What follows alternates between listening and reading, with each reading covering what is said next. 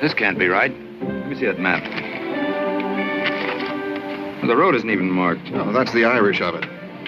Well, as long as we stick to the seacoast, we can't miss Shannon. Oh, it's your river, not mine. Now, look, Fitz, take it easy. You won't be much use to Auger if you break your neck. Well, it's my neck. Hey, I'm fond of mine, too.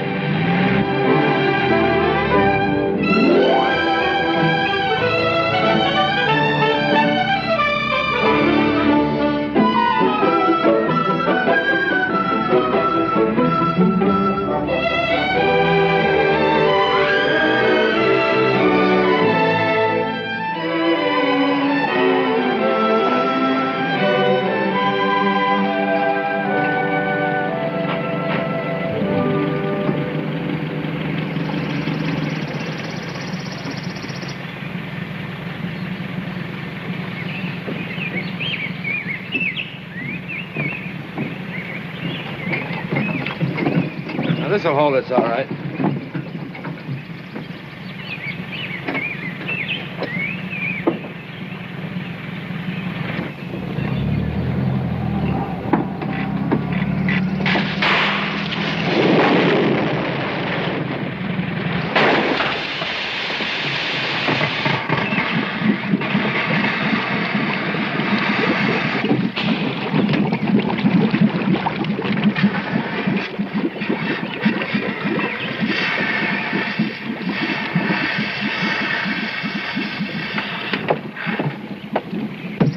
Well, you stay here with the car in case someone comes along. I'll scout up the road a bit. Must lead somewhere. Don't be too sure. Irish paths are whimsical, like the Irish character.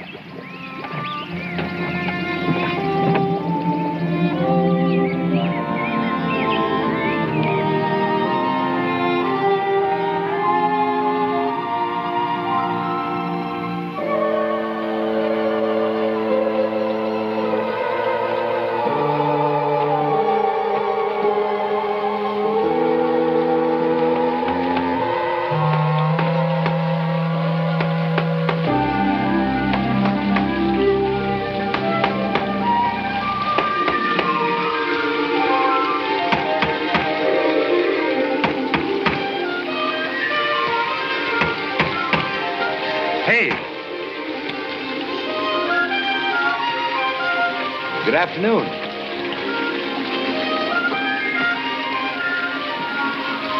My friend and I were lost. Can you direct me to the nearest town? Oh. Oh, then you didn't come here looking for me. For you? Of course not. I'm looking for a town where I can hire a car. Indeed. What might your name be? Eh? Your name? Fitzgerald. Fitzgerald. Maybe if I knew why you were needing a car. Look, if you don't mind, I'm in a terrible hurry. Hurry? It's a strange word, hurry. Why would you be in a hurry? There's a very important man waiting for me in New York, and he's not the kind that you keep waiting. Important? There's another one of your words. It's plain to see that you're impatient with me, Fitzgerald. I've enjoyed our conversation. I'll not detain you any longer.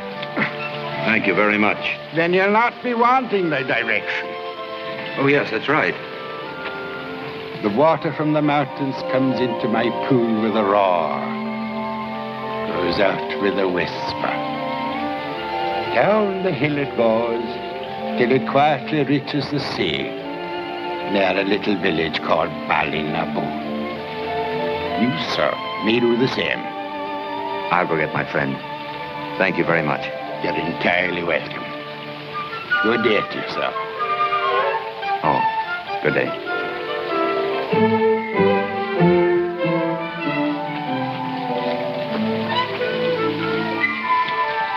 Oh, is there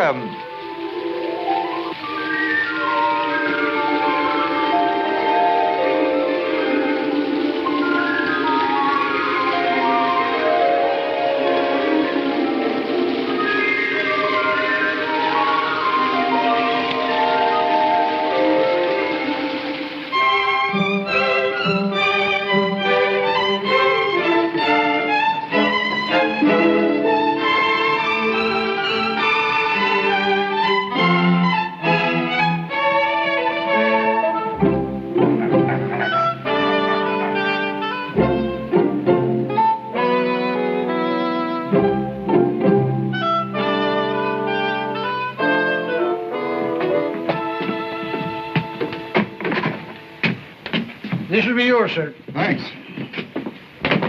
And this over here, sir. This will be yours. That's all right. We can take it.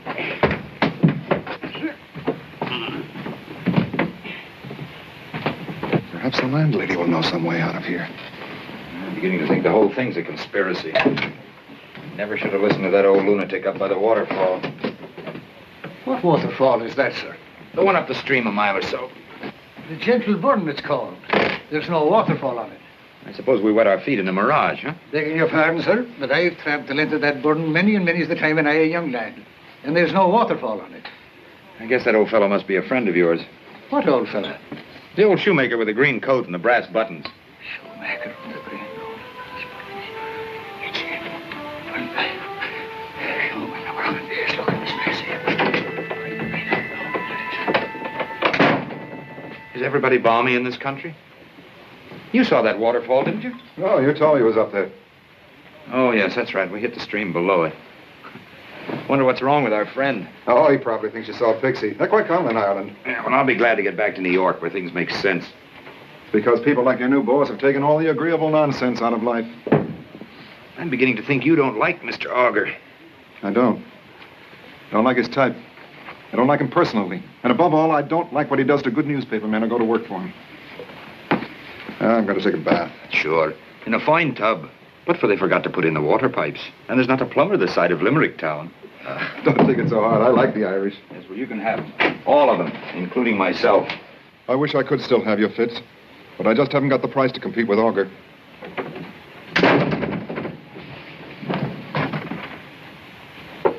Come in. I've brought you some towels. Thank you. Just put them right here on the bed. Right. What time is dinner? In an hour or so, if my stove doesn't take it into its head to start an argument. Well, it will if it's like everything else here. You mustn't be too hard on us. We're not used to having such grand guests all the way from America. Oh, would you tell the old lady I'd like to see her, please? There's only one old lady here. You're seeing her now. I beg your pardon. Are you the...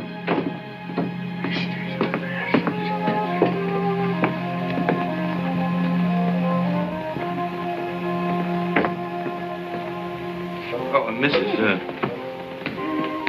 Is there a chance of transportation out of here? If you can wait. Well, I can't. Well, you see, the trouble is we're sea locked. There must be boats. Fruit guns and such. But they're not much good in any kind of a sea, or if the wind's wrong. But sure, Sean O'Fair'll be glad to take you in his boat when he comes in. Mm-hmm. And when is that likely to be? Well, he'll be back any day now. Any day. Tomorrow, perhaps. By the end of the week, surely. I hope you'll be comfortable, sir. Oh, that was a good stew, Fitz. That's all right. You like lamb stew. I do. Well, why don't you pour one for yourself? Oh, no. Tessa wouldn't like it. She says a long glass means a short life. Oh, that's a lot of bunk, isn't it? Why, when I was a cub reporter back in Tennessee, I once interviewed a man on his 110th birthday. He swore it was the result of drinking a pint of corn liquor every morning before breakfast. You tell me that. That's the truth. You know, you'd do me a great favor if you'd mention that to herself Well, sometime. I'd be delighted anytime. 110 years. 110. I'll take a glass of whiskey with you, as you insist. And as you're guests of the house. Well, sit down. We want to ask you something. It's about this waterfall. And the old man, Mr. Fitzgerald, had words with. There's no waterfall on the Gentle Burn. And it was no mortal man himself had words with. Mm-hmm. Who was it then? Oh, I mind well who it was. Oh, well, who? Don't keep it to yourself, man. It was him. The leprechaun of the Gentle Burn. Oh, None other. come now. You don't believe in those old superstitions? I believe what my father knew, and his father before him. It was a great opportunity you had, and the saints forgive you for not taking advantage of it. 110 years of age, you say. What should I have done? Seized him and made him give you the pot of gold. What else? I wish I'd thought of that. Has anyone else ever done that around here? Mrs. Daly's own father, Mr. William, and lived to curse the day. Oh, why should he curse the day? He forgot to spit on the gold. A handful of pebbles was all he had for his trouble, and bad luck for the rest of his life. Well, that's the rule, is it? You have to spit on the gold. So any little babby could tell you that. You'd better be careful who you talk to, Fitz. Oh, he'd best have that when you hear the end of it. I was here one night. Miss Nora was away at school. I was alone with Mr. William, and he here with a drink raging in him. And he started to curse every leprechaun that ever cobbled a shoe. And he took the bottle, and he threw it into the fireplace. And he stood up, swaying on his 2 feet. "Teddy," he says, "I'll have it out with them devils if it's the last thing I do." And with that, out through the door, before I could raise a hand to stop him. I heard the name, gentlemen, Mr. Fitzgerald.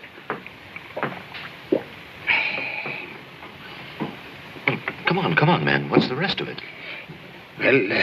Well, I stood at the door, calling, and then I heard the banshee. It was the first time I heard it, but I knew it was all over, and so it was. The next morning, they found him by the gentleman, and he struck dead altogether, the way that he never moved again.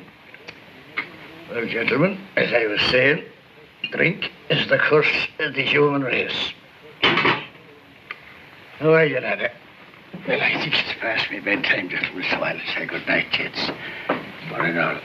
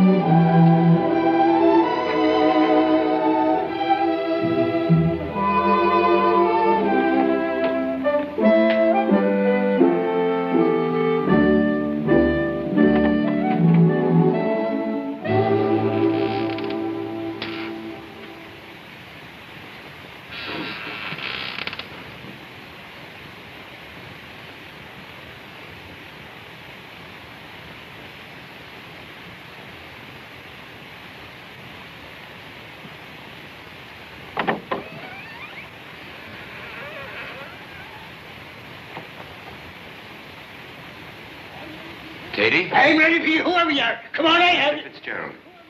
Oh, Mr. Fitz, you give me a start, sir. What are you doing with that bottle of whiskey? Themselves have sharp ears, and they might have heard us taking their names. You know, it's a good thing to leave a little something on the doorstep. But I always thought the traditional thing for leprechauns was a glass of milk. Milk? Good night, Mr. Fitzgerald. Good night, lady.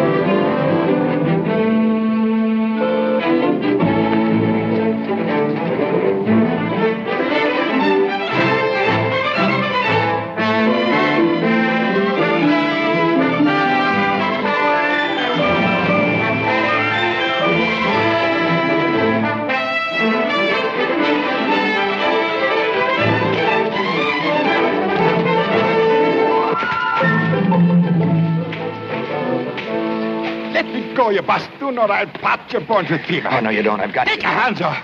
Not till you showed me your pot of gold. What would a poor, simple old man like me be doing with the pot of gold? None of that now. I'm ready for your lies. Of course you got a pot of gold. No right-minded leprechaun would be caught without one. We've been telling you such stories. Your friend Tady. Tady! Put you up to this trick, eh? God, the biggest lawyer in our county, Now, Clare. that may be true. But we're going to play this game according to the rules. Come on now, where's the gold? The gold.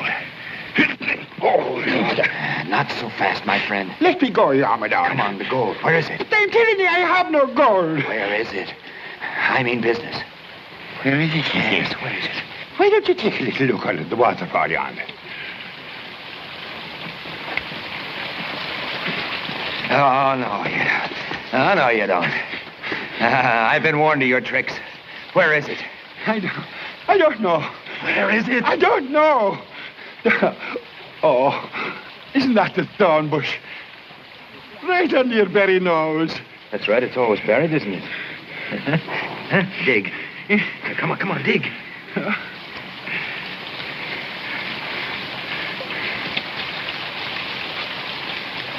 Hurry up, man. 'Tis a cruel, wicked thing you're making me do.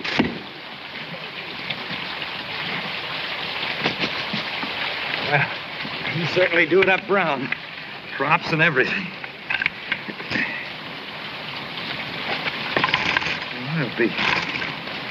They're real. Real indeed. They're a lifetime savings. Several lifetimes, as you reckon things.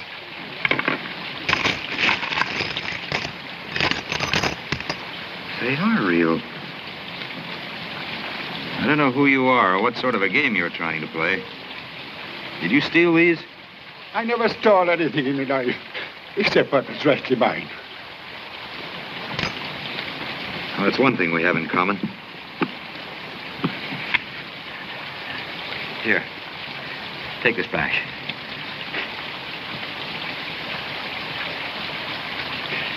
But I don't understand you, sir.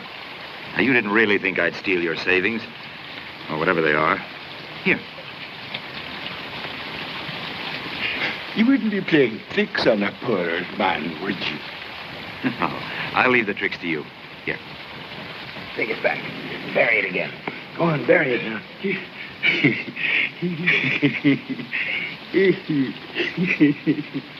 give it back to me. He give it back. Fitzgerald, I'll never forget you for this. You earned my undying gratitude. Here, take this little bit of a keepsake to remind you of our meeting. No, Take it. Take it. Thank you. No thanks are necessary. It is I that am thanking you from the bottom of my heart. All the luck in the world to you. Mr. Stephen Fitzgerald, you have a way of twisting things in the most perplexing manner. It is I that am saying all the luck in the world. You. So, sir, goodbye. And good luck to you. Oh.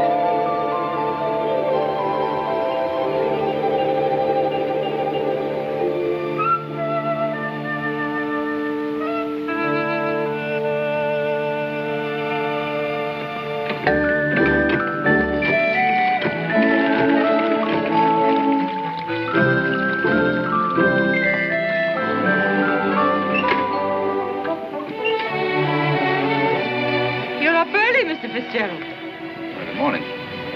I couldn't sleep very well. Oh, I hope it wasn't the bed. No, I think I just had one drink too many last night. Kept having dreams. Good ones, I hope. Strange ones, anyway. Perhaps it was Tady's wild stories. It might have been the old man who gave me the advice up by the waterfall. What waterfall was that?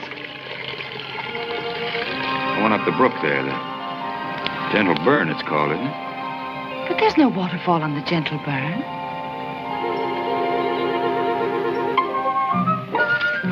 Come on. What's wrong, Mr. Fitzgerald? We're going to find out once and for all if there's a waterfall up there.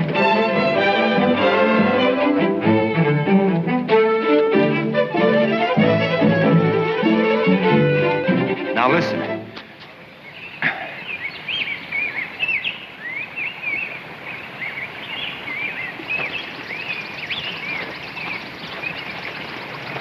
Sure, it was here. Hey! Who are you calling? Well, he's a rather peculiar friend of mine. But you must know him. He's about the,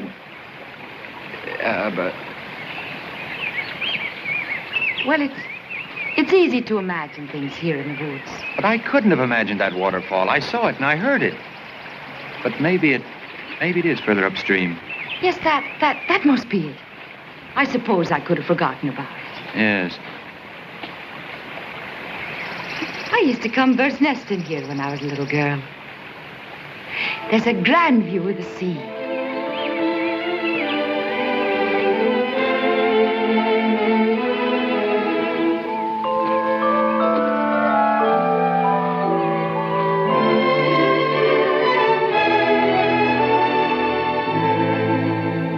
I wish that boat would come. Is it so very important to you? Oh, it's the chance I've been waiting for.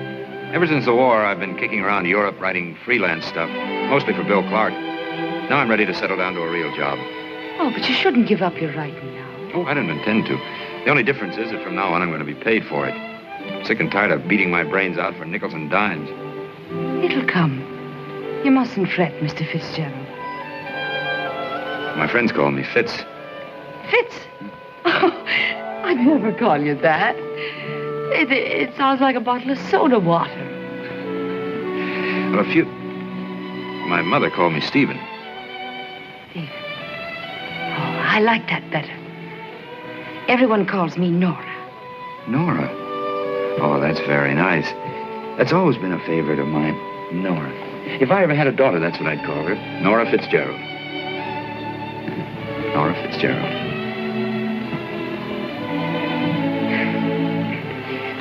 You're not married, Stephen?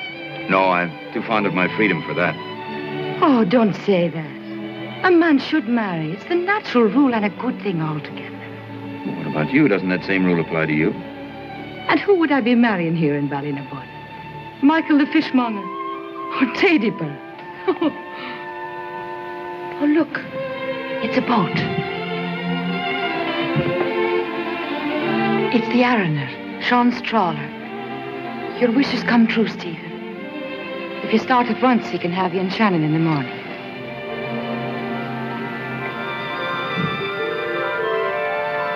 What's wrong? You ever seen anything like this? Oh, sure. It's a doubloon. 16th century Spanish, I think. How could I have gotten it? Very easily. There have been many of them in Ireland since the Armada was wrecked here. The farmers bring them in from time to time. That's a nice one. We better be on our way.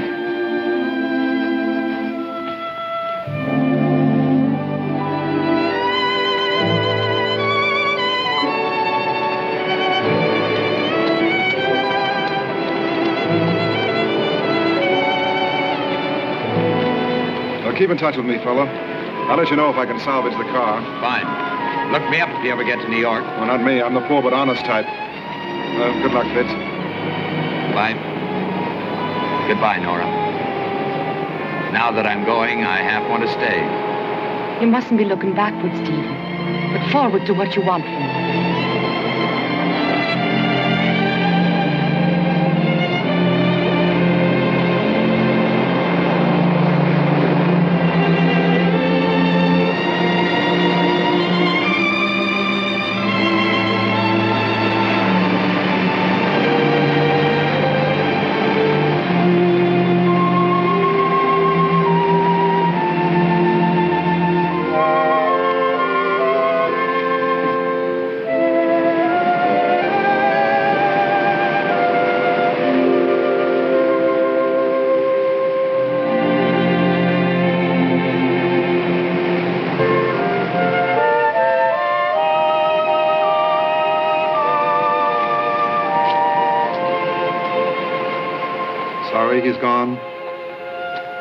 a wonderful man, Mr. Clark. It all depends on what you call wonderful.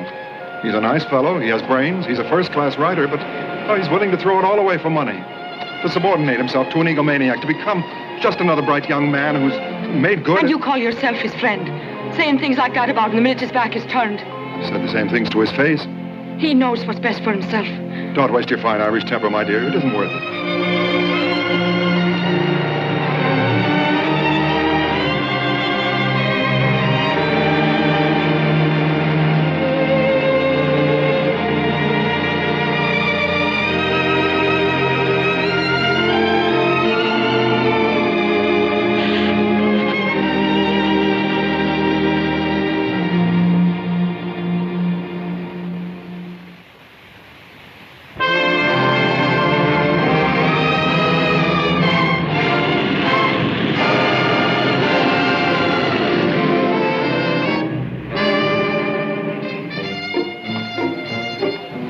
Hello, Doc. Ruth? Oh, Mr. Fitzgerald. Mr. Auger in? I haven't seen you in a long time. Is he in? Yes. Mr. Fitzgerald to see Mr. Auger. Go right in. Mr. Fitzgerald? Yes. Please sit down. Mr. Auger said he will see you in a few minutes. You mean he said keep the so-and-so waiting 10 minutes and then show him in? Yes. No. Tell him I'll be back in a couple of minutes. Mr. Fitzgerald, please. Please, Mr. Fitzgerald. I'll tell you. Mr. Auger, Mr. Fitzgerald won't wait. He's on his way out. Let us come in. Please come in, Mr. Fitzgerald. Hey, DC. You kept me waiting for 48 hours. Gosh, it's good to see you. See you. Come in, make yourself at home. You know each other? Yeah, hello, Higginbottom. Higginbotham. Hey, you've had the place done over, haven't you? Yeah, it's my daughter's idea. Cost a fortune. Sit down. I want to talk to you. I haven't seen you in years. You know, did you have something to do this afternoon? Oh, yes. Do it.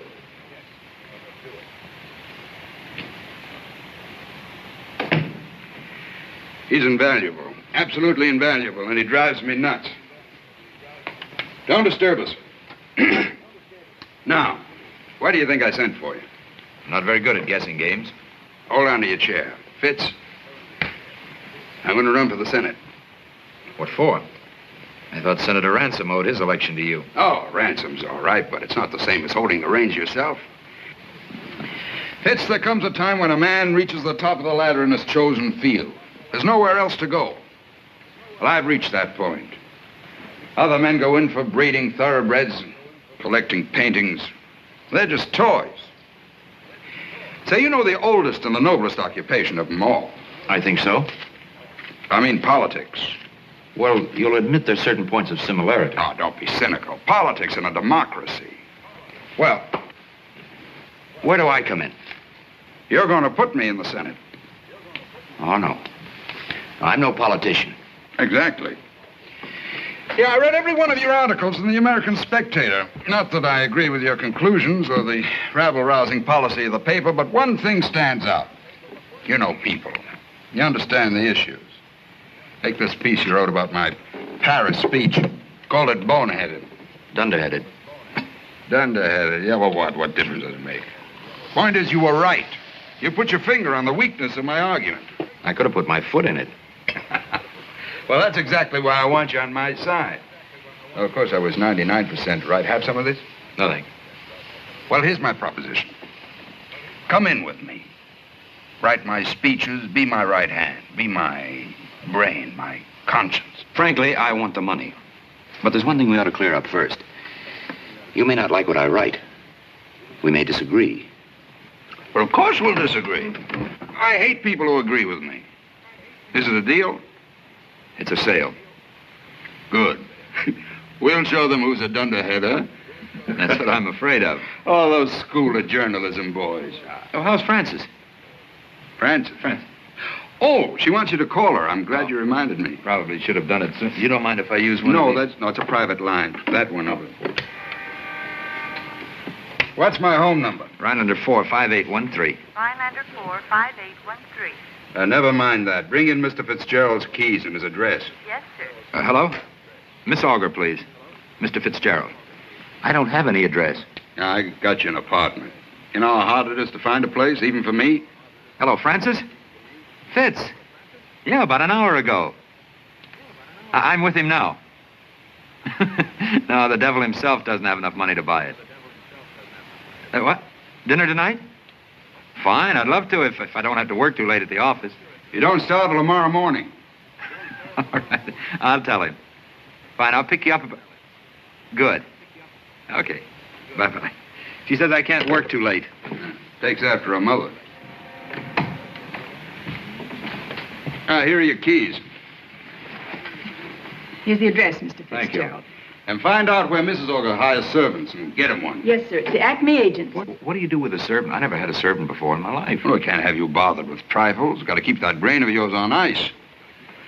We're going to do big things together, my boy. Yes. Big things. Cream? Mm-hmm. What was her name? Whose name? Your reason for being 2 days late? Oh, Nora. Pretty, I suppose. If you like the Irish. I always have. I'm glad you're back, Fitz. And I'm glad you're going to be sensible. Sensible? Mm-hmm. You know what I mean. It's a shame to waste your talent on the kind of writing you've been doing. Well, some people didn't think it was entirely wasted. Oh, but it was, as far as you yourself were concerned. Maybe you're right at that. I only started being sensible today, and already I have a big salary and an apartment. See? Yeah, I see. I've missed you, Fitz. I've missed you, too. You're a liar. You never even gave me a thought all the time you were away. I'm surprised you even called me. Well, I was only trying to be sensible. After all, the boss's daughter. Is that the only reason? How can you be after asking a question like that? And yourself as pretty as a bay filly in a field of clover? Fitz, after only 5 days in Ireland, that's rank affectation. Hello, Fitz. Well, look who's here. Mary's little lamb. How are you, Higginbottom? Higginbotham. I just rode uptown with D.C. He'd like to get your thinking on the Labor Management Act. Now, my idea of the proper kind of statement is this. Oh, I'm really dear, quite sure dear that we'll Fitz, get the look at business the time. We'll never make it. We're half an hour late for the curtain already. Hurry, have you paid the check? No, I haven't. Just It'll sign be along Bob's in a name, will you moment. please, No, Charlie? don't do I'll that. go Take ahead. it out of this, will you, Higginbottom? Higginbotham. Oh, yes. Please.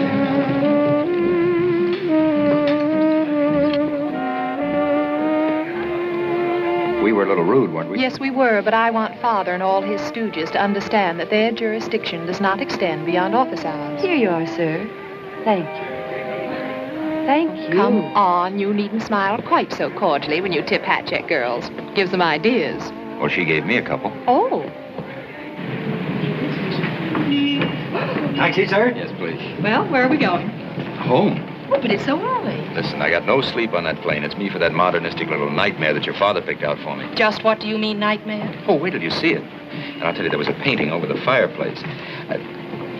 You don't mean to tell me that you had something? Yes, darling, I do, but that's all right. Don't apologize. It's nothing to me that I slaved for 3 whole days to make a nice place for you. What did you do with the painting?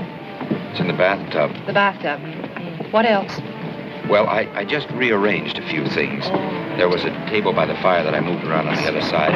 And then there was a lady and gentleman yes, standing well, on the we'll just go right up there and rearrange them back again. The table and chair, the lady and No, I gentleman. don't think you need to do that. Place, Really, you don't. And I'm quite tired. Really? You heard her, brother. Yes, sir, I heard that.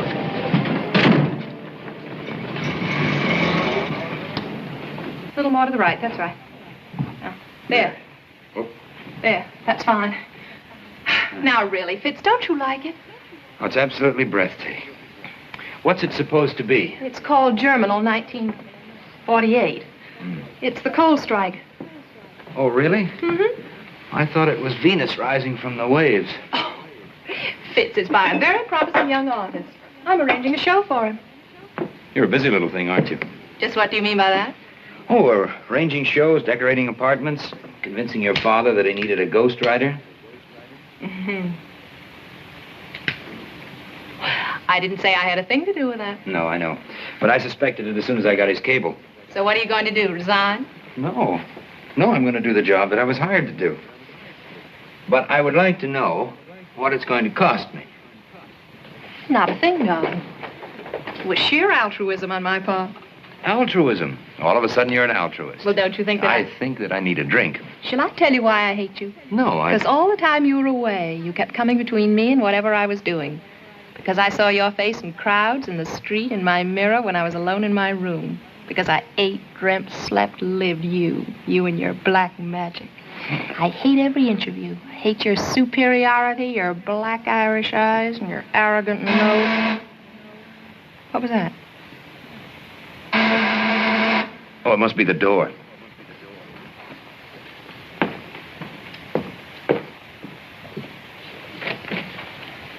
Oh, yes?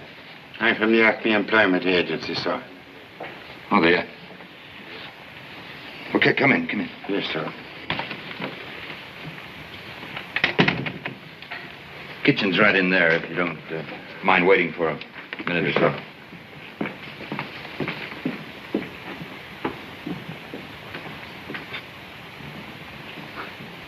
Fine time of night to be sending people over. Well, did you say you wanted him tonight? No, must have been your father's secretary.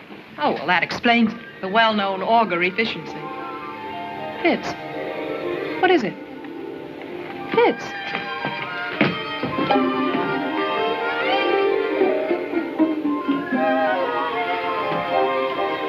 Haven't I seen you someplace before? I wouldn't rightly know, sir. It depends on where you've been. I've been to a great many places, including Ireland. Indeed, sir. Where'd you come from? The Acme Employment Agency, sir. Before that? The last place, sir. Where was that? Oh, there were no complaints, sir. No complaints at all. I take great pride in my work and joy in my service.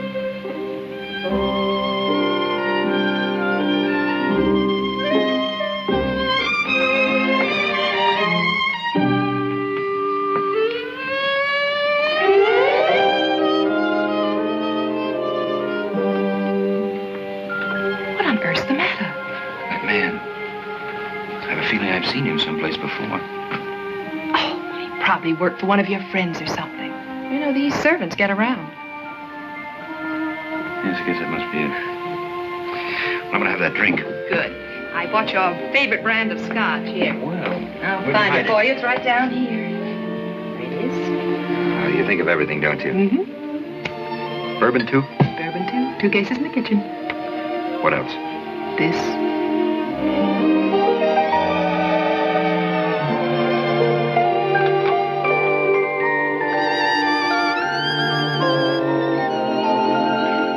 Can I help you, sir?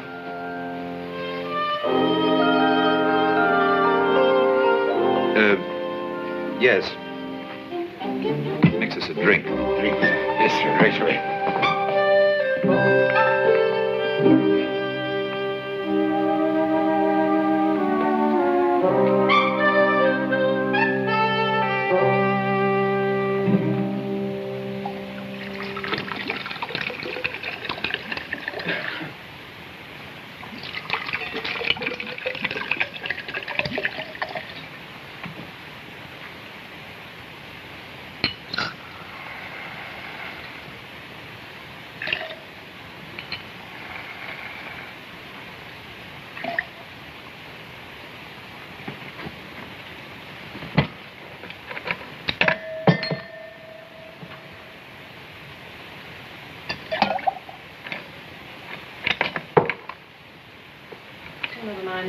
I'm going.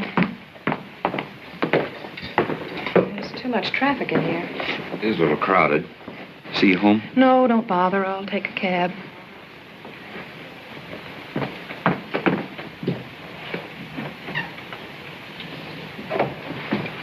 I'm sorry about that man of mine. Oh, everyone's having servant problems these days. Take me to lunch tomorrow.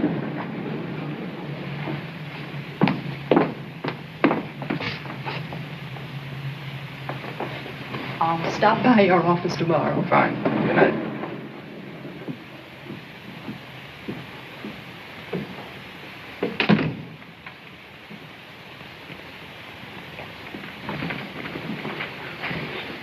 You can throw that one away now. Yes, sir. Throw it away, sir? Couldn't you drink it yourself, sir?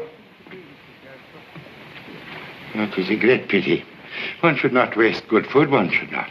It's only one drink. Still, it could save a man from freezing to death or dying from fatigue, it could. All right, drink it yourself. If you insist, sir. Your good health, sir. Sit down. Yes, sir.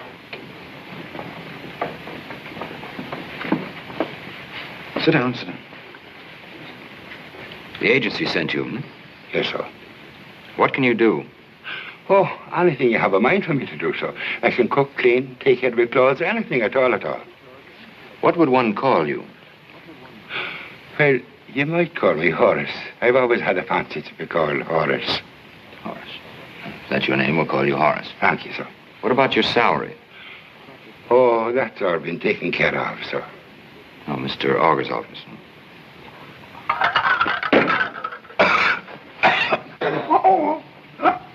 Horace, you made that too strong. Oh, I'm sorry, sir. You'd have to be patient with me till I know your taste. And another thing. I don't like to be disturbed when I have visitors. Always knock on the door before you come in. Yes, sir. I'll keep it in mind. No, I think that's all. You can finish your drink and then go to bed. Thank you, sir.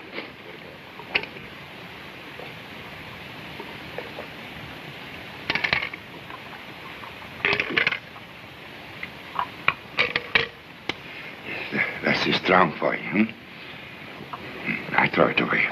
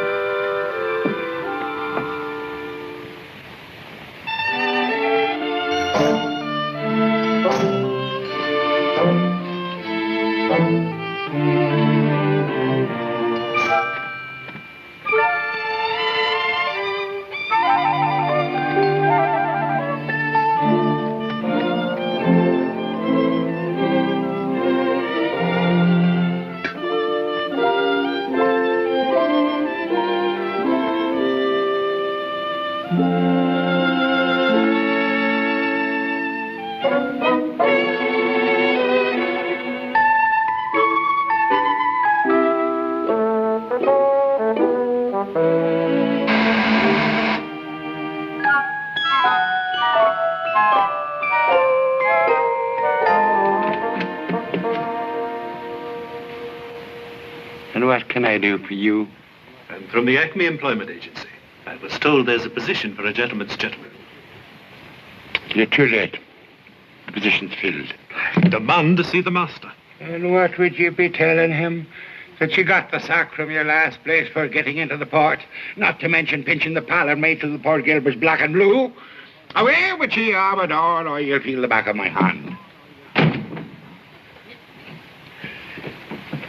Good morning, sir. Good morning, Horace. Who was that? Oh, nobody at all, at all. Just make yourself comfortable. I'll have your breakfast here before you can say Michael McGillicuddy.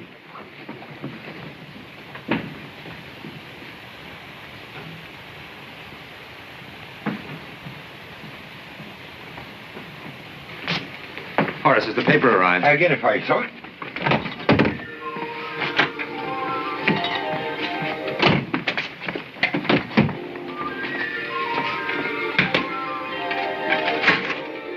Horace.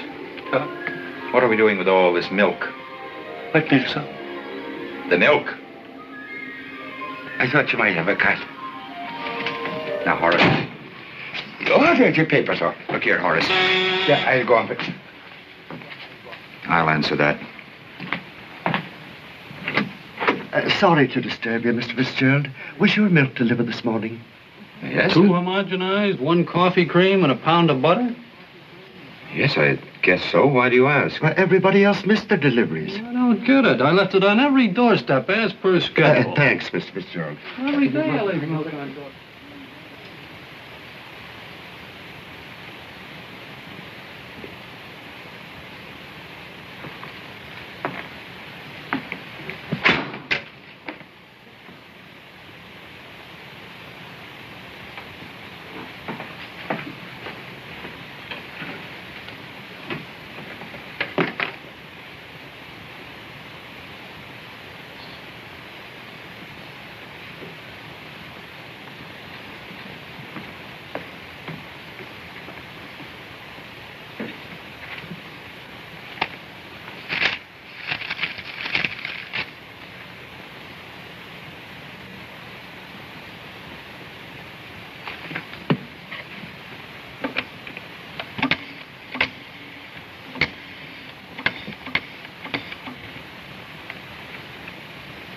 Acme Employment Agency? This is Mr. Fitzgerald. Stephen Fitzgerald speaking. Yes, I'd like to inquire about a manservant that you sent up here to me. That's right. What do you know about him? He came to us very highly recommended, Mr. Fitzgerald. Oh, yes, we've had him in several positions. Stealing? No, sir. You might consult his references. I could give you the names if you'd like. No, never mind. That won't be necessary. Thank you.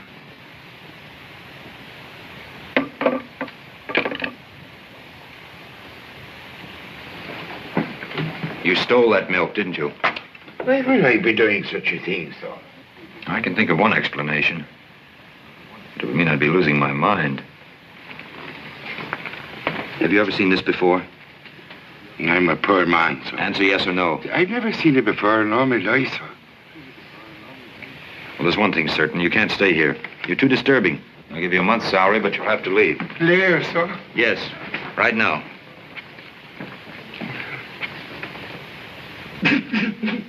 Here, stop that.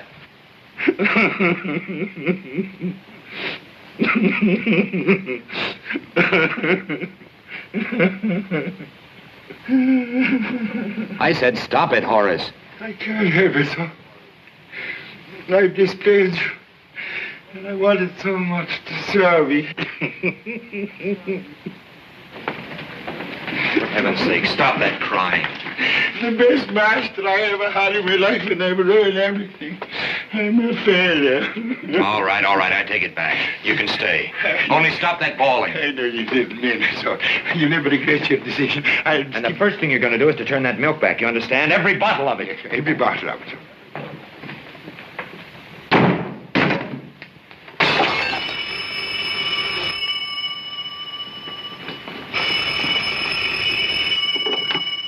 Hello? This is the Acme Employment Agency. Is this Mr. Fitzgerald? It is? You don't say. Well, I've changed my mind. You may consider the matter closed.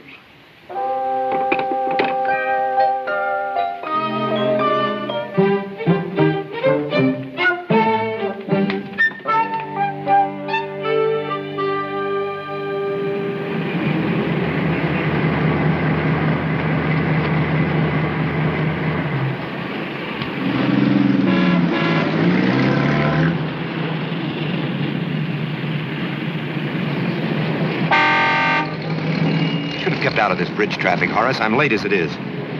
Plenty of time, sir. I have a very tight schedule today. I have lunch with Miss Auger at 1. I want you to pick me up at 2 sharp and drive me to campaign headquarters. After that, I have a press conference back at the office at 3, and then the Women for Auger. What women are they, sir? The Women for Auger, a group of public-spirited citizens.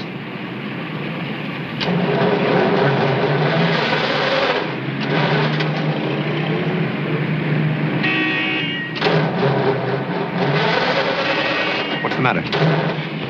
Slight indisposition of the machine, sir. Nothing more. What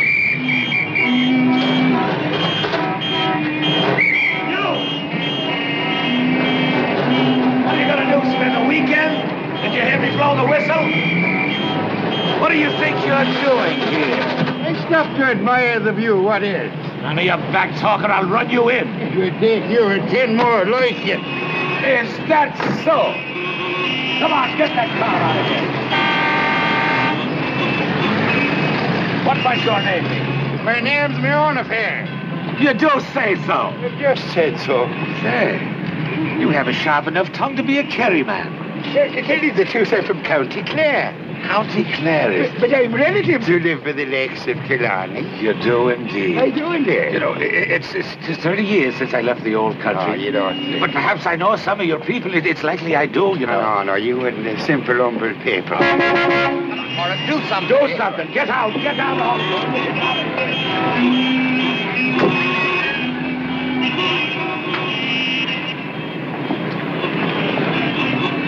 I can't wait around any longer, Horace. I'm going to have to take a taxi. May I suggest that you take the subway, sir? What you lose in dignity, you'll gain in time saved. Oh, very well. Put this thing back together and pick me up at the restaurant at 2 sharp. Yes, sir. I hope you enjoy your lunch, sir.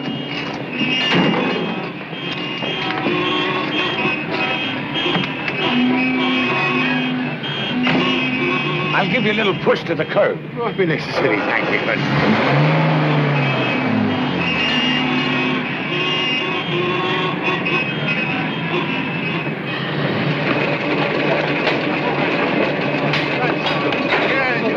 Lots of room for everybody. Move right in. Come on, step lively. Step lively. Come on, hurry. Step right in. Yeah, one more. Come on, step right in. That's it. Fine. Get over here. Door's closing.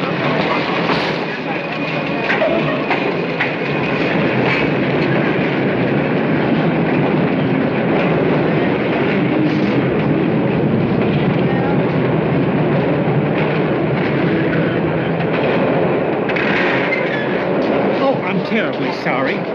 You know how it is with the rush hour. It's just terrible here because the car goes around a turn. It's all right, you know, pardon me. Let me brush your hat. No, that's all right. I have it. I'm terribly sorry. It's all right. And such a beautiful hat, too. Thank you very much. It is really beautiful.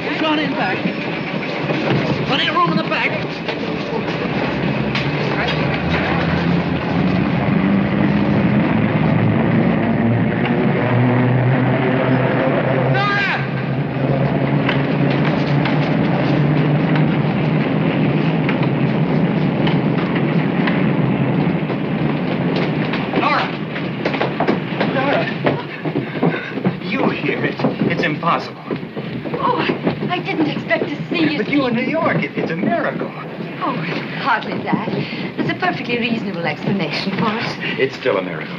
A succession of miracles. You see, my car broke down. I had a very important luncheon engagement. My chauffeur advised me to take the subway. It's the first time I'd been in one since I got back to New York. But if I hadn't taken that particular train, I never would have found you today. So just move over. Tell me, where are you staying and how long have you been here in New York? Now, I can't answer everything at once, Stephen. I've been here about a week. And you haven't called me. Oh, but I didn't know where you were. I'm stopping with Katie's Aunt Bridget's cousin, Mrs. Crimmins, up the street just a bit. not true. Oh, but it is. No, you. I mean, you're being here in New York. Oh. Here, let me take those packages from you. Oh, thank you, Stephen. Oh. I hope there's nothing in that that'll break. How long are you going to be here? Oh, as long as my business takes me. Take hold of my arm. I don't want to risk losing you again. You'd think it were something unnatural and wonderful that I should be here. Well, it's wonderful whatever else it is. Oh, wait. I promised little Dennis I'd bring him some candy. How much is this? Oh, 50 cents. Half a buck. 4 beats. Well, I'm sorry. I couldn't change that. I just send the boy out for some change. Oh, dear. Steve, would you mind? Yes, hold it. It's funny, I could have sworn I had... The man must have let me go out without my wallet this morning. This is all I had. You couldn't change it to doubloon, could you? What? Oh, no. Not your lucky piece, Stephen. I'll wait for my change. I was thinking of having my lunch. You know, Mrs. Crimmins' cousin son-in-law, Cornelius, has a bit of a bar and grill on the corner. You wouldn't care to join me, would you, Stephen? Oh, I'd like to, Nora. Except that I have a very important luncheon engagement, and after that, 3 or 4 conferences. You know how it is, the usual thing. Sure you have. I won't press you, though. I hate to eat alone. Gee, I wish I could, Nora. You wouldn't refuse me out of pride, would you, Stephen? Pride? I don't quite understand. Caro si sta, fino a mo'. Ogni volta che va a fare un servizio stai 3 ore, già stai. Senti, mi sono levata a casa. Hey, you all, lady. Thank you. Forgive me for speaking of your affairs. I could cut my tongue out for it. You mind if I change my mind and accept your invitation? Would you, Steve? I was never a man to argue with miracles.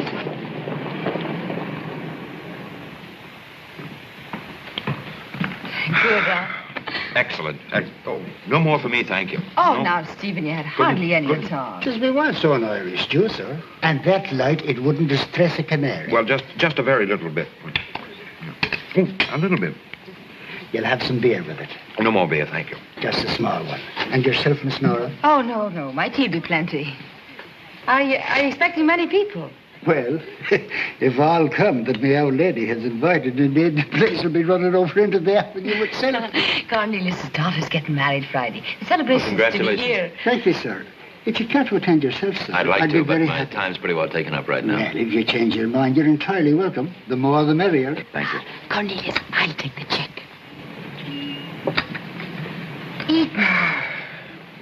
Oh, yes.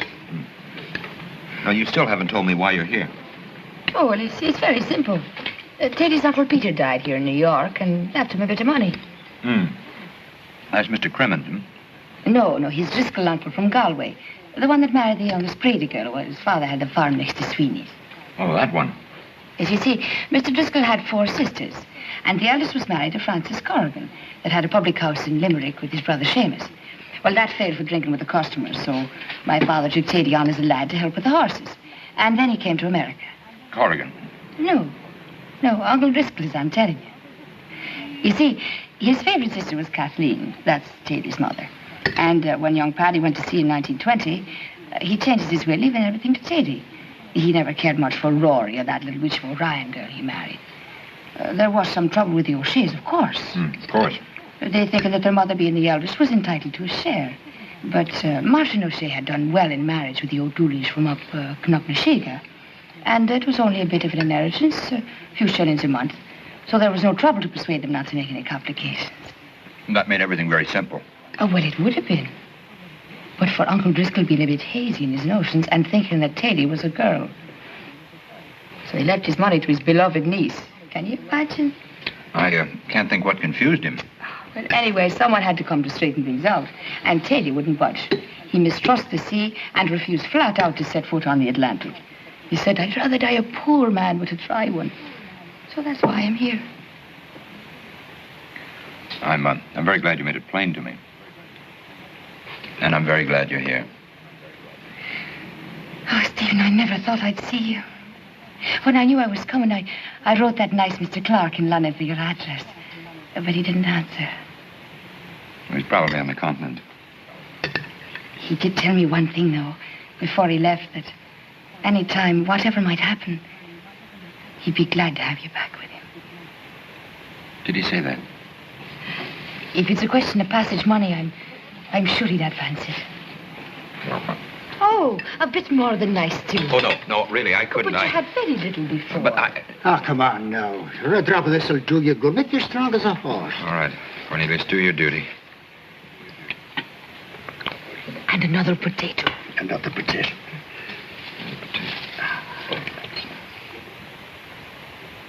Mr. Ogg, a personal question. As a former newspaper man, how does it feel to be against the wall instead of on the firing squad? Well, it feels awful. I know you fellas will give me a break. Do you think there'll be another war?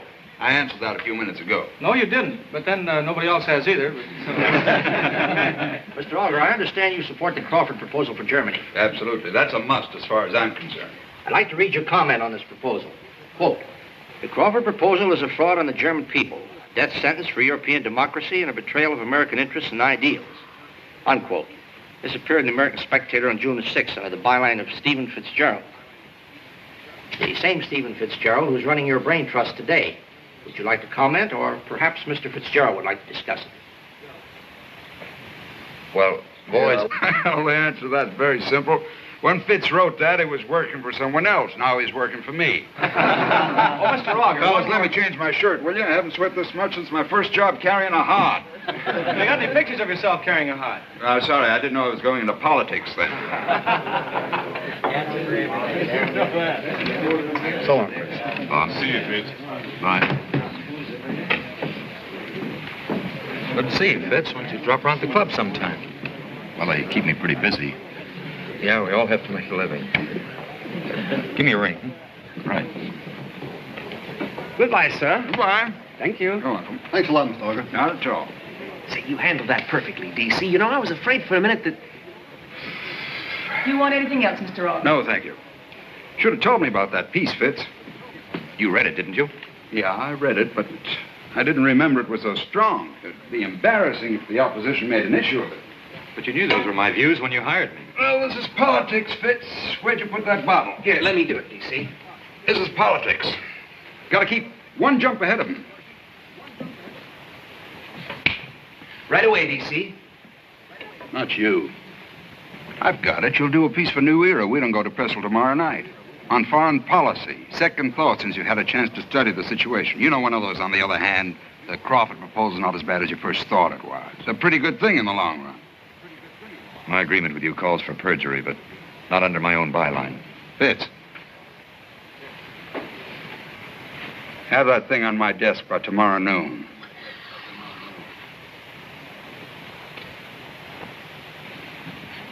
Here you are, DC.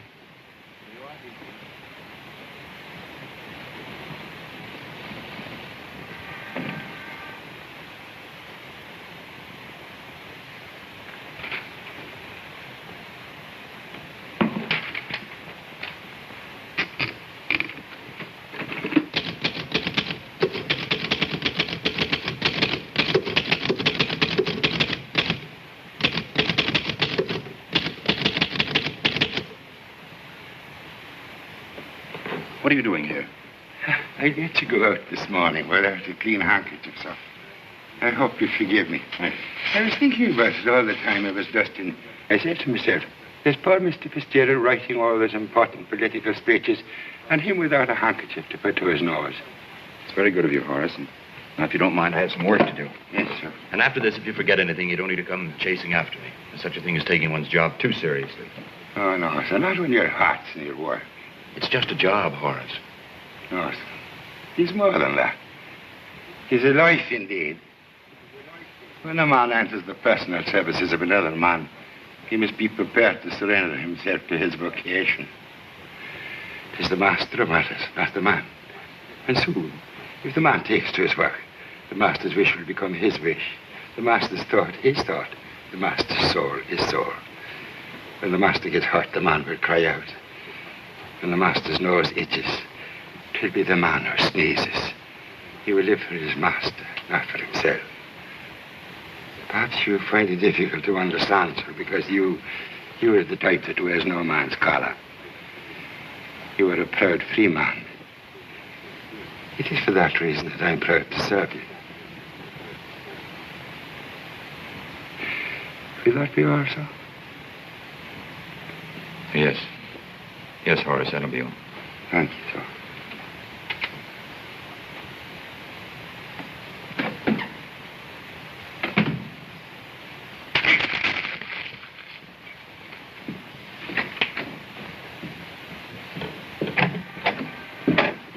Mr. Fitzgerald. Where's Mr. Auger? He's gone out, sir. When'll he be back? I don't expect him back this afternoon. Where can I reach him? I don't know, Mr. Fitzgerald. But if it's important, I know he'll be home for dinner tonight. He's expecting some guests.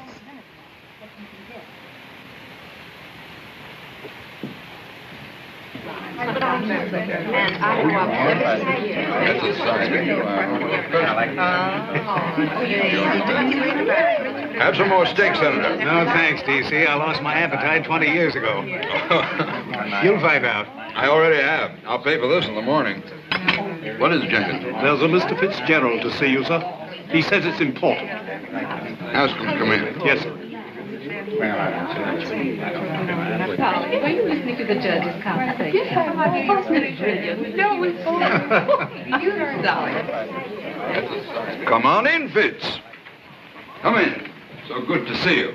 I believe you know everyone here, don't you? Yes, Mr. Auger, I'm sorry. I thought you'd be finished dinner by this Quite time. all right. Senator Ransom, this is Mr. Fitzgerald, my good right hand. Ah, yes, I've heard of this young man. Senator? Have some dinner, Fitz. No, thank you. I'd like to see you alone if it don't mind. Oh, well, sit down. We'll be through I'd in a rather few- wait in the study if it's all right. Oh, sure. Make yourself a drink while you're waiting. Thank you. Excuse me. Oh, I'll help him. Will you excuse me? How much do you want for Mr. Fitzgerald, D.C.? He's not for sale. Really? I understood he was.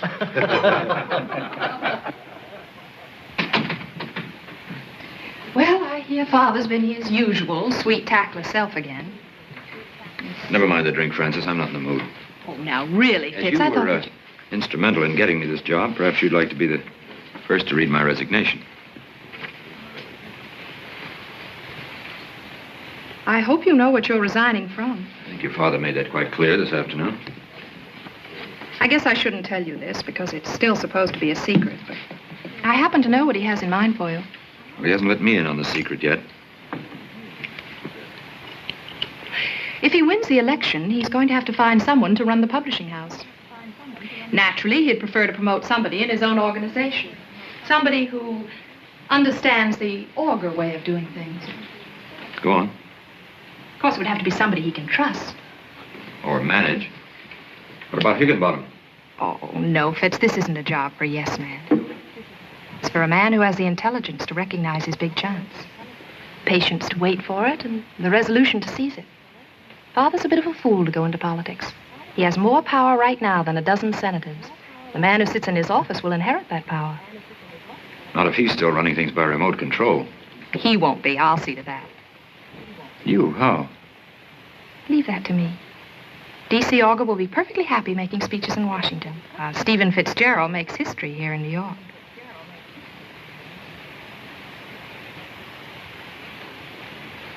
Well, it's a very alluring prospect. Of course you'd use the power for good, Fitz, but the important thing is to have it. It's all very well to have ideals, but what good are they if you can't reach the people with them?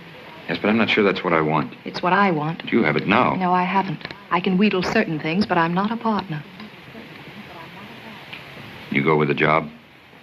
If you want me, Fitz. Some cigars here. Oh, excuse me. Oh, here they are, Senator.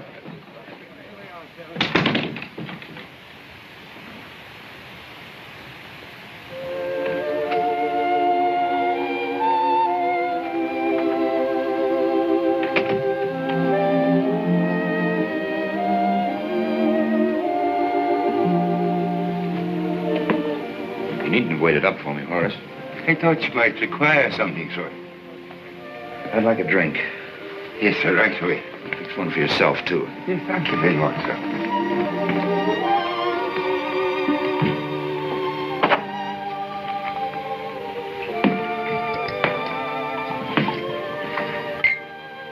I'd like you to drink my health, Horace. I'm going to be married. Aye, indeed, sir. Would it be the tall lady, sir? Oh, Miss Auger, yes. You're a fortunate man. She'll make a fine mother for your children. And there's more to marriage than just having children, you know, Horace. Oh, indeed there is, sir.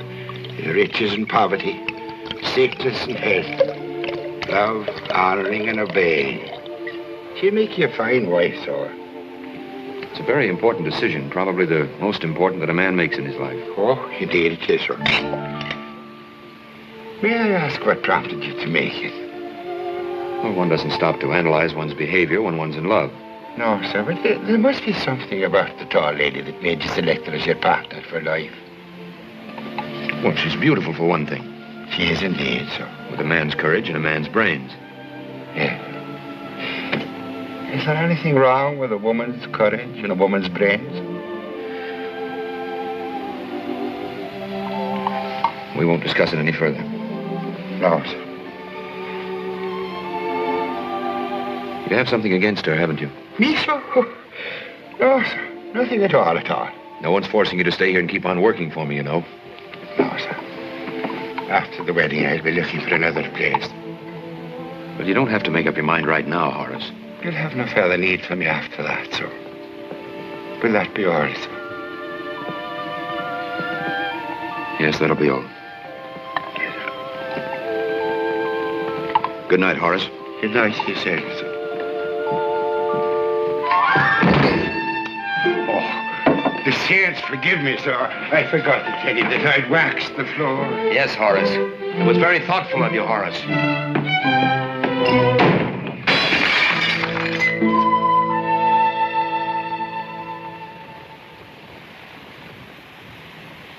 This is good, Fitz. It's great. I like this ad-lib finish. I think it's just perfect for the journalist club. Sort of one newspaper man to another. How would it be if I put my hands in my pockets? You know, sort of informal, homespun. Now, I wouldn't get too homespun. You're liable to unravel. Yeah, you mustn't overdo it. But this speech can be one of the most important in the campaign if we don't make any mistakes. You're certainly right there, D.C. Of course I'm right. Don't you have anything to do this afternoon? No, I'm all finished for the day. Finish for the day. Well, this is our chance to recapture the working press, Fitz. Well, if you don't have any further suggestions or criticism, I'll see if I can get that deathless document mimeographed. Oh, by the way, I've arranged for you to sit at the speaker's table tonight. I wasn't planning to attend. I'll change your plans. My agreement with you doesn't cover the way I spend my evenings. In this case, it does. Take it easy, Fitz. If these were normal conditions, I wouldn't insist, but you're a member of this journalist club. What'll your friends say if you don't show up? Assuming that I have any friends left. You're oversensitive.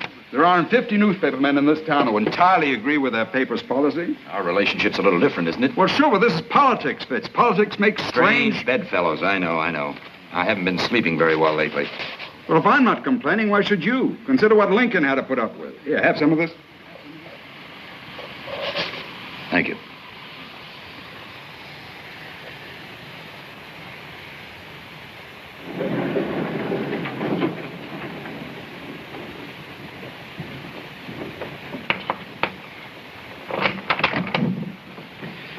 There's a gentleman to see you, sir.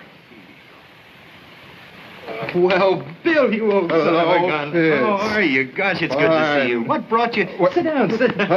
Can I fix you a drink? No, it's a little early in the day. How about a cigarette? Huh? Oh, I keep forgetting. You gave them up. Well, tell me, what brought you to New York? The Spectator is calling in all its foreign bureau chiefs, you know, consultation. You live here, Fitz? Yeah. I see. Oh, I'm not responsible for the decoration. A friend of mine did those. But I'll be giving the place up soon anyhow. Sure, I understand, Fitz. Pretty expensive keeping a man, eh? Huh? Oh, I don't pay him. Oh? No, Auger. Auger does it. Auger. You're still working for Auger? Well, of course. Look, fella, you don't have to put it on with me. Say, what did you do? Tell him where to head in? Sure, then he passed the word round, I know. You've been drinking or something? Fitz, I have return plane reservations for Monday. I've got some for you, too. You're going to Italy for us. Bill, Why, it's a break for me, whatever happened. Norris Cable arrived just as I was leaving for the airport in London. Norris Cable? Sure, she's a girl in a million. What did she say? I got it right here. I wired Bronson and got his okay to sign you. I had no idea. No idea she'd do anything like this. Like what? Well, she got it into her head that I was broke. I should have told her the truth. The truth? Yes, I'm still working for Auger, Bill. You? Yeah, of course. Oh, I should have known it was too good to be true. Can I explain that to Nora? No, I should have done it before this, but, I've been busy. Well, you'd better make it good. I'll be on my way. Let's get together before you go back, Bill. Well, I'll see you tonight. I'm going to hear your boss. Oh, don't waste your time. Why not? I hear he makes a good speech. Yeah, that's yours. Oh, where can I reach you, Bill? The Nelson. So long, Fitz. Bye.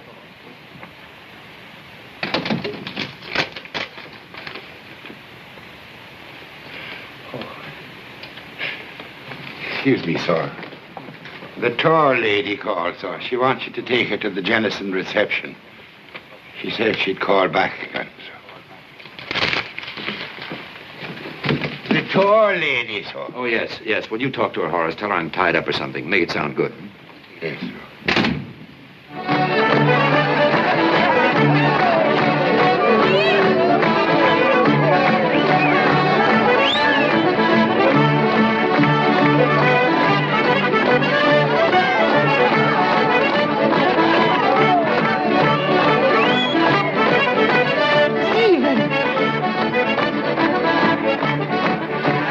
Came after all. Yes, Bill. Clark came to see me. He's here?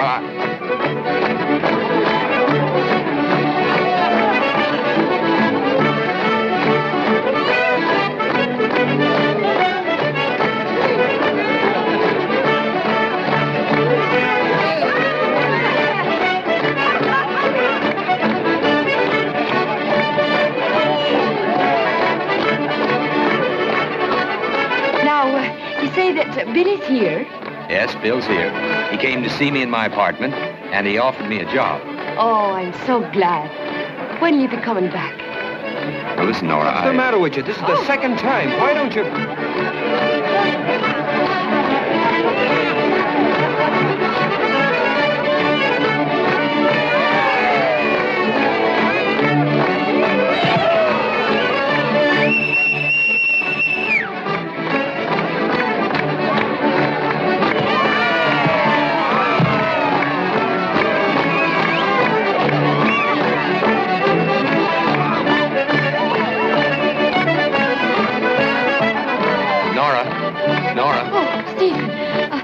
Stephen Fitzgerald, this is Terence Flaherty of Hooker Ladder Company 38, the pride of the New York Fire Department. Oh, Mr. Flaherty, how do you do? How do you do? What's the matter? You smell smoke? Smoke? Yes. Back room, perhaps, hmm? Back room? Yes. Definitely smell smoke from someplace. Might very well be back there. I'd have a look if I were you. Oh. Come on, let's try it over here again. Now, look, tell me about that job of Billy's. Just what did you say to him in your cable? Oh, he got it then. Yes, he got it then. Oh, you'll forgive me for that. I had no right to interfere in your affairs. But, Stephen, it wrung my heart to see you like that. I hope I haven't offended you. Oh, you couldn't offend me if you tried. Welcome to the party, sir. Well, I'm certainly glad you were able to make it. Here, drape that over your tonsils. Nora, I have a confession to make. I have a job.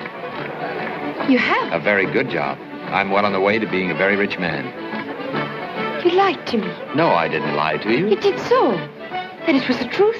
All that about the motor cars and drivers and important appointments. Yes. But it was the truth. How could I be lying to you? Oh, now don't try to wriggle out of it. Just go tell Terence Flaherty that I'm not busy. You're not angry, are you, Nora? Of course I'm not angry. Being made a fool out of in broad daylight. Well, I tried to tell you that... You did not. There's no smoke out there. Well, you better try upstairs. Oh. Oh, Stephen Fitzgerald, you're a wicked and deceitful man. And me filling you up with Irish stew. Well, it was wonderful stew. It was not. She puts too much flour in the gravy. But I'm glad you got what you wanted from life.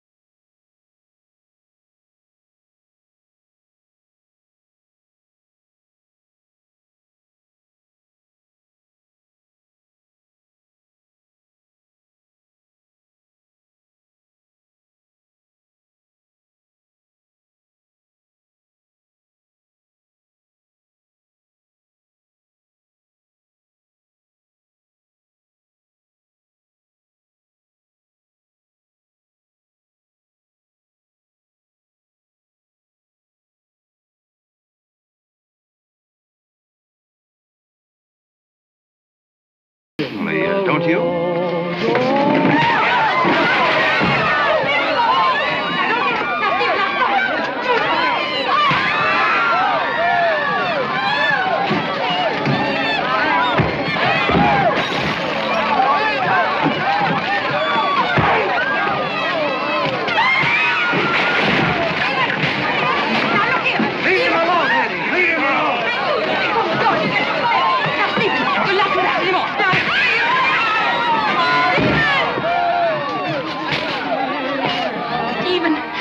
Stephen, are you all right? Oh, this is terrible. I'm so sorry. Oh, speak to me, Stephen. Oh, open your eyes. Oh, won't somebody please get him out of here now? Oh, Stephen. Oh, this is terrible. The rose of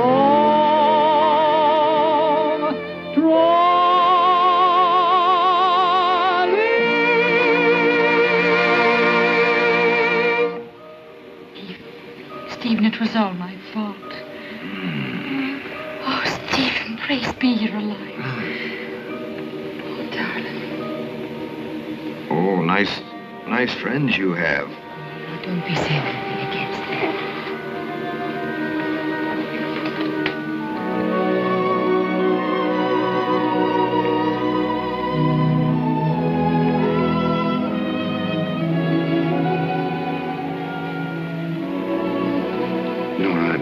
Oh, no, you mustn't move now. Your poor head, Steve. I'm all right. I have to go. You should rest for a little. I'm late as it is. I'll see you home.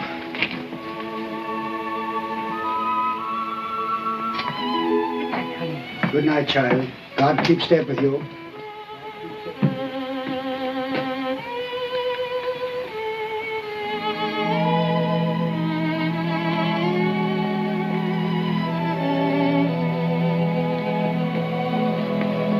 I live here, Stephen. Goodbye, Nora. Goodbye. Why, I was hoping you'd see me off on the steamer tomorrow. I'd like to, but I'm going to the country for the weekend with my fiancée. I'm being married in a month.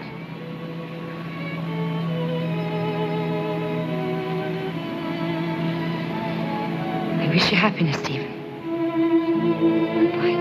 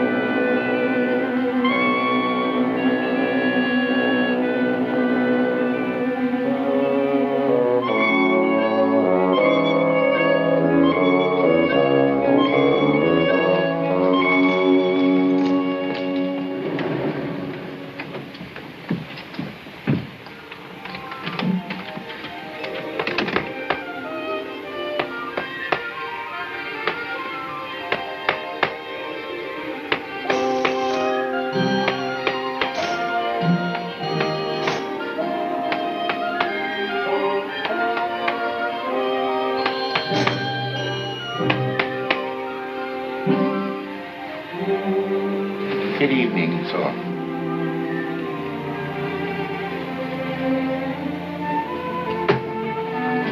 Perhaps you can explain this to me.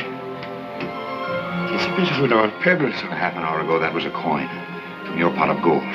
What sort of way of talk is that? I know very well what sort of talk that is. You ask what's on your mind, Horace. The truth, Horace. I want the truth. Keep your distance, Fitzgerald.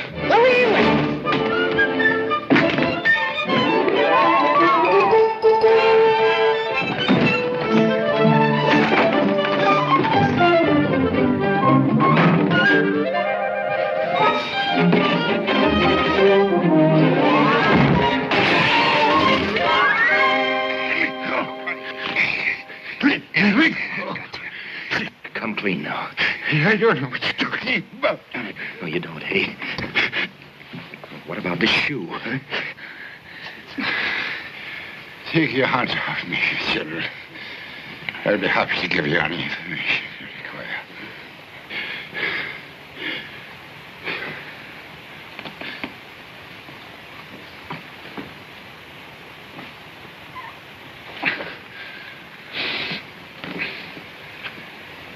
You are the leprechaun, aren't you? And I'm crazy. I've been crazy ever since that first night in Ireland. I'll answer your questions in turn. I am. But you see, I am. Now, the term perhaps is not quite the best usage. As to your mental condition, it's true you're a bit on the weak-minded side, but you're as sane as you'll ever be. Aren't you a little large for a leprechaun? That's a page in my family history we won't go into if you don't mind. I'm not parched from all the exercise you've given me. Do you mind if I have a drink? Do you mind? So?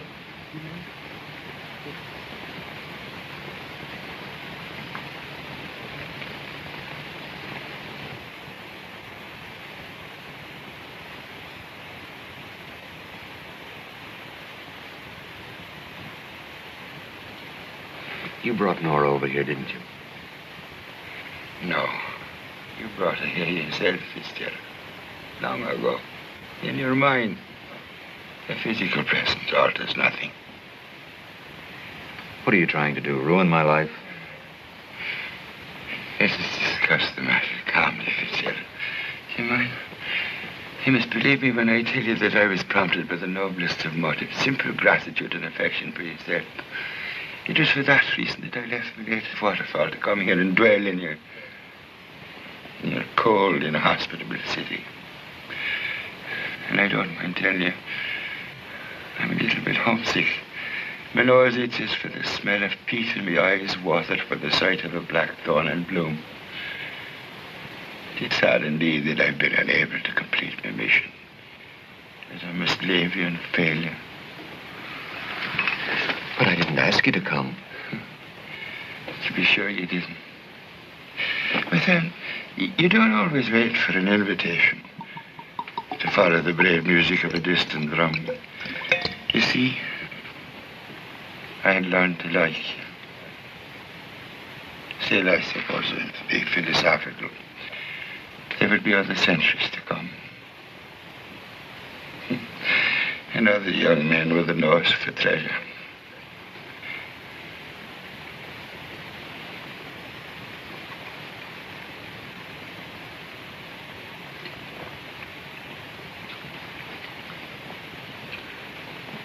I offered you gold. It is not my fault that you prefer a pebble.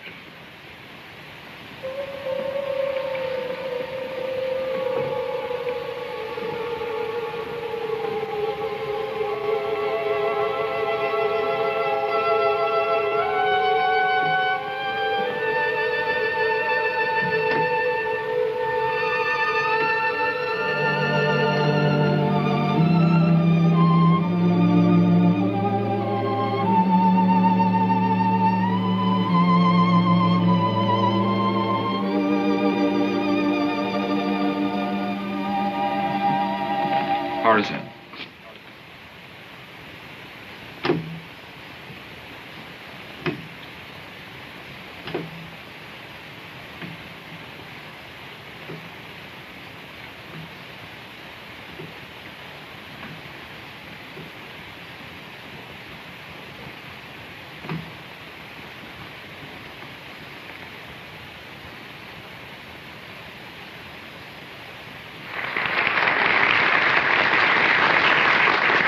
Well, I've tried to give you as sincerely as I can my view of the issues of the campaign. Not that I expect you all to agree with me. Frankly, I'd be a little worried if you did. As long as a good, healthy disagreement is the essence of a free press.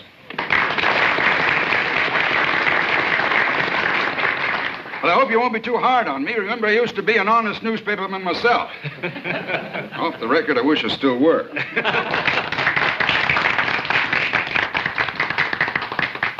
But I'd like to make a little announcement. If I'm lucky enough to win the election, I intend to resign from Augur Publications. I've given a good deal of thought to the selection of the man who'll take my place.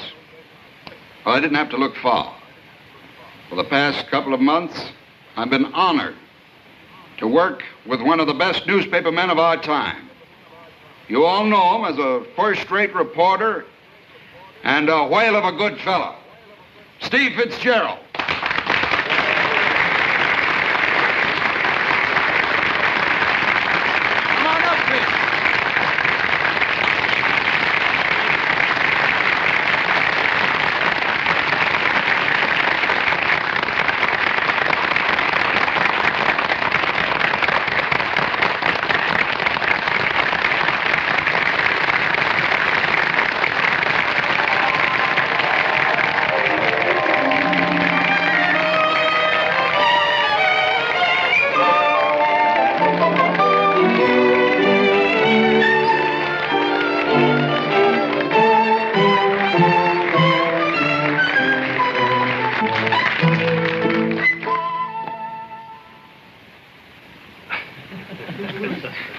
Say something, Fitz.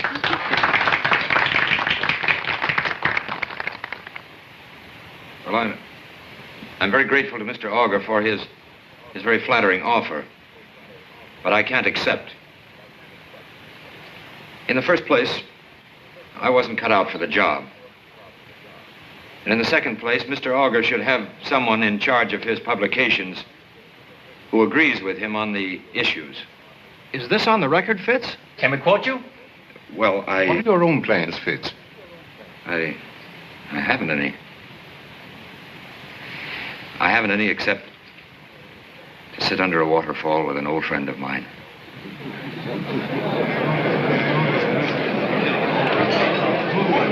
Come back.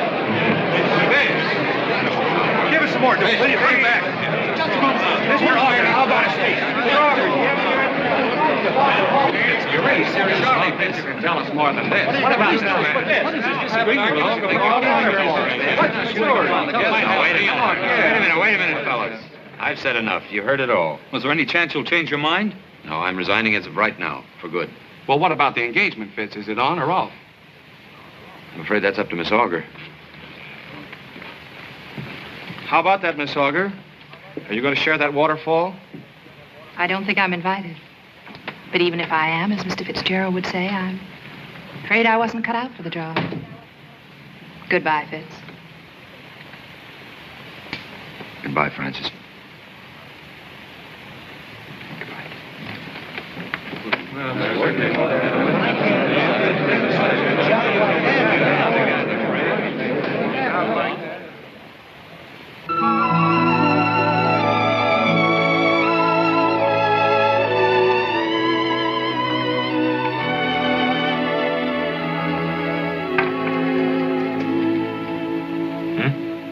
It's well written, Fitz.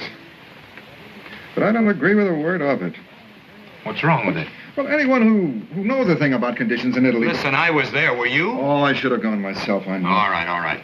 You don't like it? I'll turn it over to D.C. Auger. Now that he's safely back in the publishing business. Who said I didn't like it? Yeah, we'll run it as a series. The usual rates. Are you two going to sit here all night arguing? Oh, it's this pig-headed husband of yours, Nora. He has no respect for my gray hairs. Listen, he's getting an Auger complex. Don't you want a nightcap, Bill? No, thanks. I'm going to bed. All right. Good night, Teddy. Good night, Mr. Fitz. Come on, honey. Teddy, would you just leave that bottle on the table there? I had no intention of touching it, I can assure you. You first. Good night, Bill. Good night, Bill. Good night. If you want anything, just sing out. Thanks. I want a wife like Nora. There aren't any. It gets altogether unmanageable. I'll remember that. Bill!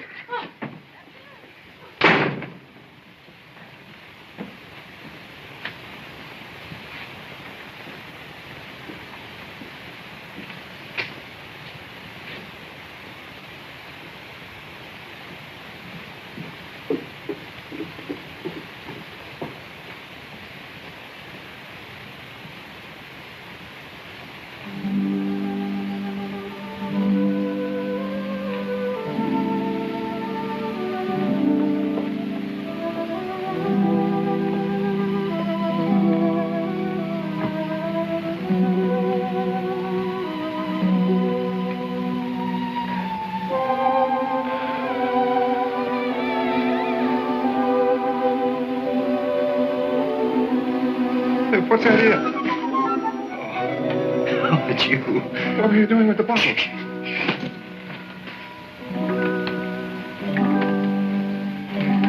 It's for an old friend of mine. Just in case he needs something to keep out the cold, you know.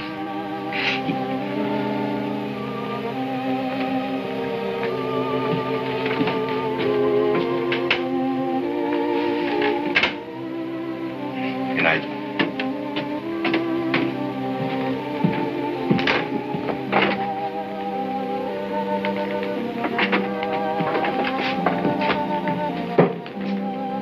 All right.